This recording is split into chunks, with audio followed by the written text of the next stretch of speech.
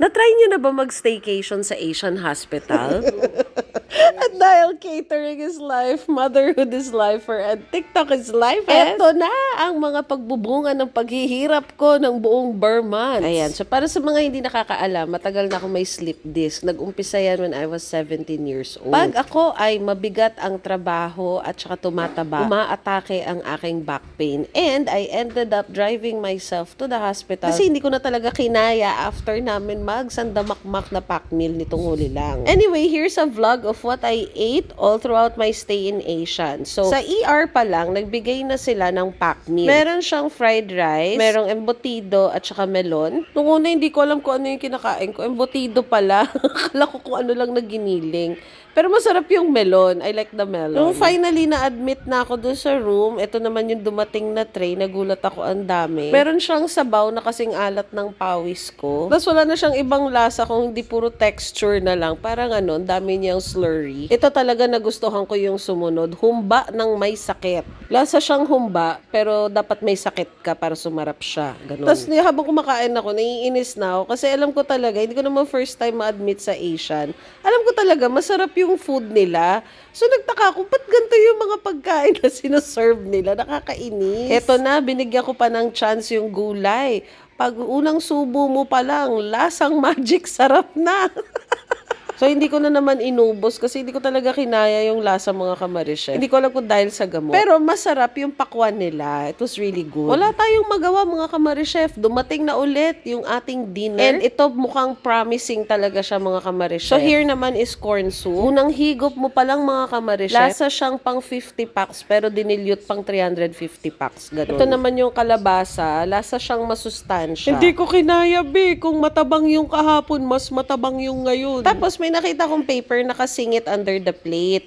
Doon ko ngayon nabasa na, kaya naman pala palala ng palala yung katabangan ng food na nare-receive ko. Kasi may dumating the other day from the nutrition department. Nanong nila ako kung ano yung mga restriction ko, yung diet ko. Eh di binigyan nila ako kung ano yung what is good for me. So ito naman yung fish. Ito naman promise, nasarapan talaga ako dito. So prior to me going to the hospital, for a little while, nagda-diet na talaga ako. Nag-iiwas ako sa meat at saka sa mga cholesterol, mga ganyan. Sabi ko, fish lang at saka minimal lang sa salt, at saka sa mga dairy products, mga ganun-ganun. Sabi ko, parang sobrang healthy nung food ng mga dumadating. They finally changed my white rice to brown rice. Tapos in all honesty, enjoy ko talaga yung may mga fruits. So, ang lesson learned ko dito is, dapat pag dumating yung dietitian, dapat di ko sinasabi na may restriction ako sa diet, pero talaga ma-enjoy ko yung mga food nila.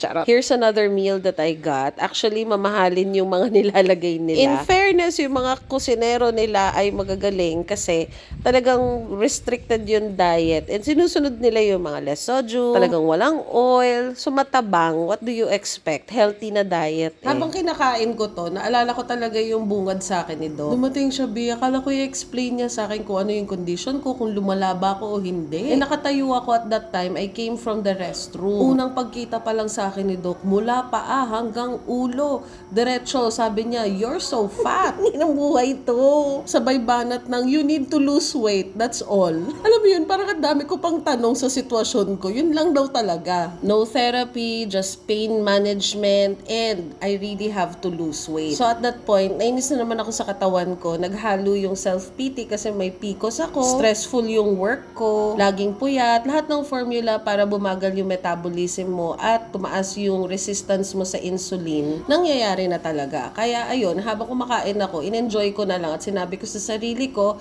na pag-uwi ko, ito na talaga ang magiging diet ko. Ayoko din habang buhay na maging parang lumpo na lang ako. My life requires me to be able to stand up and move and be mobile. So ayun, mga kamari-chef, at some point, you know, you have to accept that you're fat and that you have to do something about it. Marami nagsasabi na low carb, intermittent fasting, pero nag-iiwas talaga ako sa red meat. Kaya sabi ko, lahat ng kinakain ko dito sa ospital, kahit may karne, sige, push, kasi last ko na to. Pag uwi ko talagang puro fish fish na lang at saka gulay.